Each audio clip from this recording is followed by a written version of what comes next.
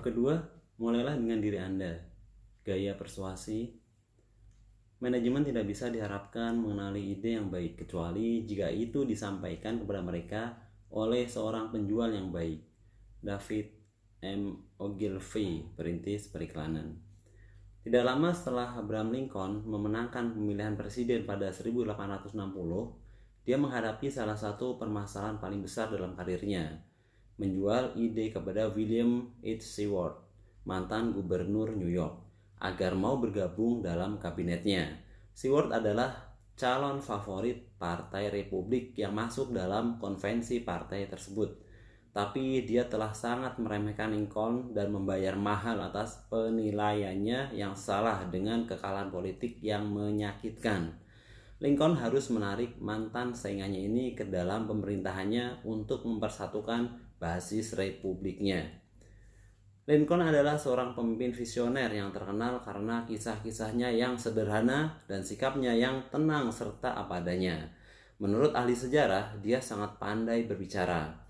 Seandainya bukan pembujuk yang berbakat, Lincoln pasti mengandalkan gayanya yang ramah dan sederhana untuk membujuk Seward.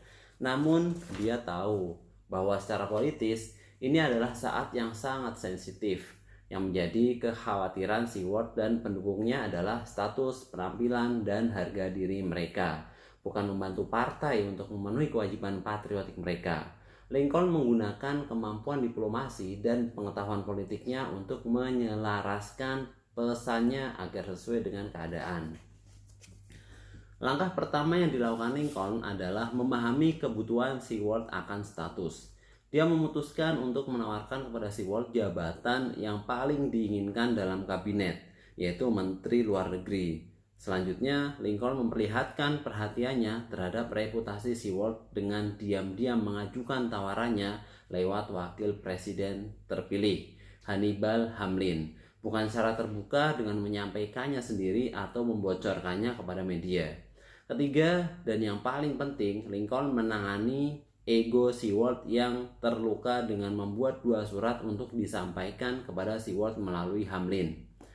Surat pertama berisi penawaran resmi untuk menjadi Menteri Luar Negeri. Surat kedua yang diberi tanda pribadi dan rahasia untuk menghadapi kemungkinan Seward menolak tawaran tersebut. Lincoln sudah mendengar gosip politik bahwa Seward mungkin menganggap tawaran itu dilandasi keinginan untuk menenangkan pendukung Seward, bukan untuk mendapatkan bantuan Seward. Lincoln takut gosip tersebut justru membuat tawaran yang sesungguhnya akan sangat menyinggung Seward. Sebagaimana dikisahkan oleh Doris Kearns Goodwin dalam penelitiannya tentang kabinet Lincoln, Team of Rivals, peristiwa yang terjadi kemudian persis seperti yang telah diantisipasi Lincoln. Seward menanggapi dengan dingin pertanyaan Hamlin akan minatnya terhadap jabatan tersebut. Lalu Hamlin pun menyampaikan 2 pucuk surat dan memperhatikan Seward ketika dia membuka surat-surat tersebut. Saat membuka surat pertama yang berisi tawaran resmi, Seward terlihat gelisah. Kemudian dia membuka surat kedua yang tertulis sebagai berikut. Desas-desus yang dimuat dalam surat kabar menyebutkan bahwa Departemen Luar Negeri akan diberikan kepada Anda sebagai tanda terima kasih. Dan gosip itu juga berharap bahwa Anda akan menolak tawaran tersebut. Percayalah bahwa saya sama sekali tidak pernah mengatakan apapun yang bisa membenarkan desas-desus tersebut. Sebaliknya, sejak hari pencalonan di Chicago, saya bermaksud menunjuk Anda untuk mengisi jabatan ini di dalam pemerintahan.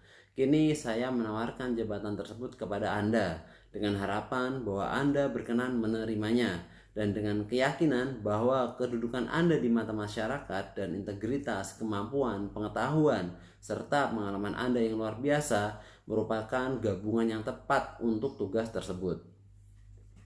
Menurut cerita Hamlin sendiri tentang pertemuan tersebut, wajah Seward menjadi pucat karena senang setelah membaca surat kedua dan meraih tangan Hamlin. Ini luar biasa, Mr. Hamlin, katanya sambil mengagumi kemampuan Lincoln membaca situasi dengan cermat. Setelah berkonsultasi dengan penasihat politiknya, Seward menerima tugas tersebut dan membantu Lincoln memilih anggota kabinet yang lain. Bahkan di bawah pengaruh Lincoln, Seward menjadi sekutu politiknya yang paling terpercaya dan efektif sepanjang Perang Saudara. Keduanya begitu dekat sehingga menjadi sasaran percobaan pembunuhan oleh anggota John Wilkes Booth pada 14 April 1865. Seward selamat dari usaha pembunuhan tersebut. Untuk memahami orang lain, mulailah dengan diri sendiri. Lincoln berhasil menjual idenya kepada Seward karena dia telah memiliki kemampuan untuk keluar dari kerangka acuannya sendiri dan melihat keadaan dari sudut pandang orang lain. Hal ini membuatnya mampu memahami perasaan Seward dan melakukan komunikasi pada saluran Seward. Sepanjang karirnya, Lincoln berulang kali menunjukkan kemampuannya yang luar biasa untuk membujuk pendengar. Seperti pernah dikatakan oleh Henry Ford, seandainya ada rahasia menuju kesuksesan, hal tersebut terletak pada kemampuan untuk memengaruhi pandangan seseorang dan melihat segala sesuatu dari sudut pandang orang tersebut sebagaimana sudut pandang Anda sendiri.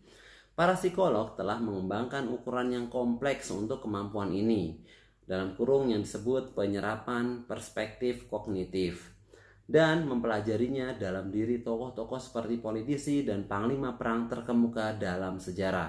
Misalnya, dalam salah satu penelitian terhadap karir 19 pemimpin politik yang berhubungan dengan 5 revolusi, maka dari Perang Saudara Inggris di abad ke-17 sampai revolusi Rusia dan Kuba di abad ke-20, para sarjana menemukan bahwa orang-orang yang memperlihatkan tingkat kemampuan lebih tinggi dalam penyerapan perspektif, dalam kurung seperti terlihat dalam berbagai surat, pidato, dan tulisan lain, lebih dapat melakukan konsolidasi dan memantapkan gerakan mereka pada periode sesudah revolusi. Lenin memiliki kemampuan ini dan dia membentuk pemerintahan komunis di Rusia. Rekannya Trotsky tidak memilikinya dan akhirnya ditembak oleh Stalin ketika hidup dalam pengasingan di Meksiko.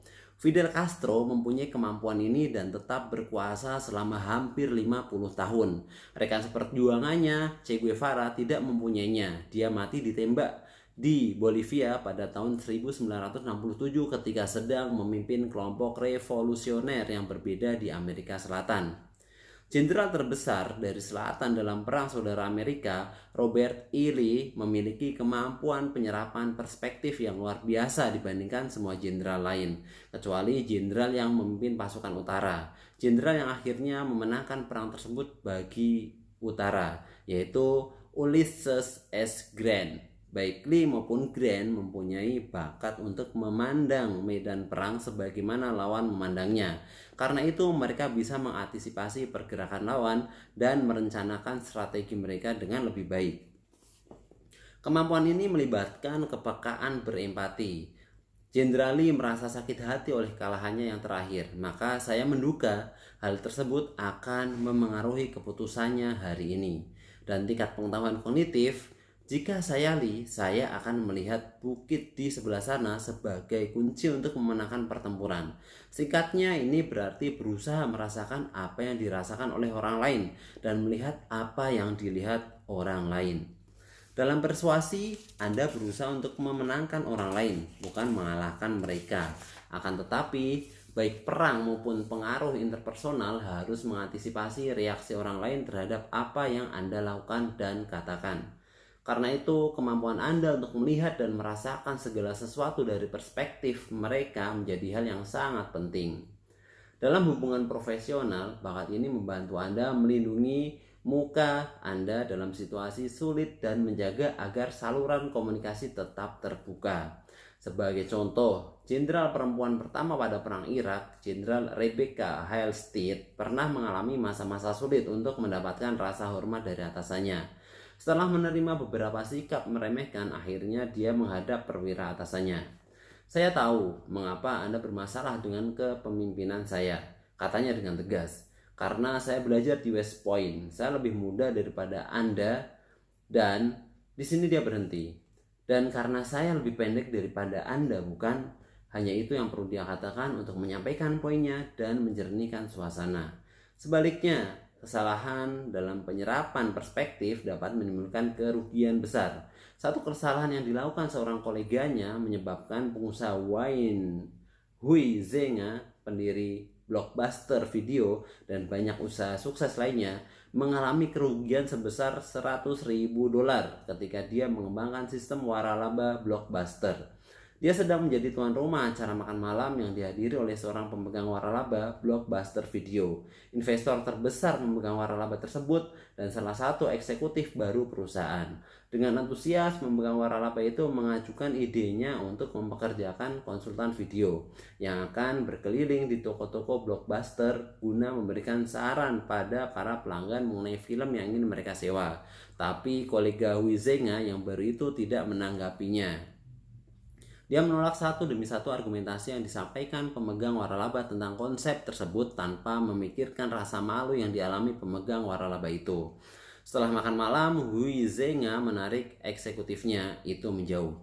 "Kamu menjatuhkan dia seperti pilot pesawat tempur," komentar Hui Zhenga. "Tapi kamu tahu siapa yang bersamanya, bukan? Itu adalah mitranya. Kamu memang memenangkan pertarungan, sudah jelas, tapi kamu kalah perang. Akan ada waktu untuk mengomentari ide mengenai konsultan video itu," kata Hui Zhenga, "tapi bukan pada saat makan malam." Guna mengembalikan dukungan pemegang waralaba itu, keesokan harinya Hui Zhenga mengundang dia dan menanamkan modal $100.000 untuk ide tersebut. Dari mana Anda memulai perjalanan menuju perspektif orang lain ini? Dengan kesadaran diri. Kecuali Anda sadar akan kebutuhan emosi dan dorongan komunikasi Anda sendiri. Kecil kemungkinan Anda bisa memandang orang lain dengan jernih, apalagi mengantisipasi perasaan mereka dan memberikan pesan yang akan menarik perhatian mereka. Jadi, Wu diawali dengan Anda. Mungkin Anda adalah pembujuk yang tenang dan rendah hati yang bergantung pada kredibilitas dan sentuhan pribadi untuk menyatakan maksud Anda, seperti yang sering dilakukan Abraham Lincoln. Atau Anda adalah seorang agresif dan penuntut yang selalu ingin dilihat, didengar, dan ditanggapi oleh semua orang. Bagaimanapun juga, Anda perlu memahami gaya persuasi alami yang Anda pilih jika ingin belajar bagaimana memanfaatkan gaya tersebut guna memenuhi berbagai tantangan penjualan ide. Mengenali kekuatan dan kelemahan Anda juga bisa membantu Anda mengetahui agenda belajar Anda, yaitu bagian-bagian yang perlu Anda pelajari untuk menyempurnakan permainan Anda. Dalam bab ini kami akan membantu Anda mendapatkan pengetahuan tersebut. Kami mulai dengan menjelaskan 6 saluran utama persuasi yang menjadi alat untuk menyalurkan sebagian besar pesan penjualan ide dan memberi Anda survei 6 saluran khusus untuk menentukan saluran mana yang sesuai dengan keinginan Anda. Setelah itu kami akan memperkenalkan 5 gaya persuasi. Pertama, pengemudi, kedua komandan, ketiga promotor, keempat pemain catur, dan penasihat hukum. Penilaian gaya persuasi yang terdapat dalam lampiran berikutnya akan membantu Anda memahami kemampuan Anda dalam menggunakan setiap pendekatan ini. Kami juga menyediakan beberapa contoh dari kelima gaya itu lewat kisah kehidupan ahli-ahli persuasi terkenal. Andy Grove, J.P. Morgan, Andrew Carnegie, John D. Rockefeller, dan Sam Walton. Sebagian yang kami kemukakan dalam pendahuluan, Anda bisa mengumpamakan ke-6 saluran tersebut sebagai 6 nada perlainan pada sebuah piano. Dengan masing-masing saluran dapat menarik perhatian orang dan memengaruhi keputusan mereka.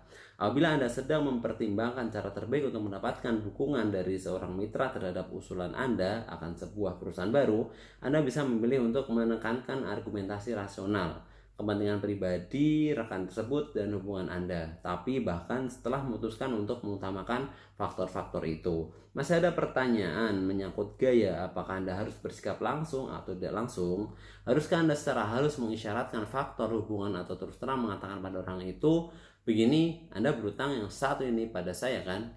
Dengan mengetahui kecenderungan Anda dalam memanfaatkan berbagai saluran dan gaya persuasi, Anda dapat mengenali basis komunikasi Anda. Semua pengetahuan ini akan membantu Anda dalam 2 cara. Pertama, Anda akan tahu cara mendekati orang ketika Anda tidak memiliki cukup waktu untuk mempersiapkan diri. Kedua, pada saat Anda sudah lebih siap, Anda akan semakin memahami bagaimana Anda harus menyesuaikan diri agar lebih efektif.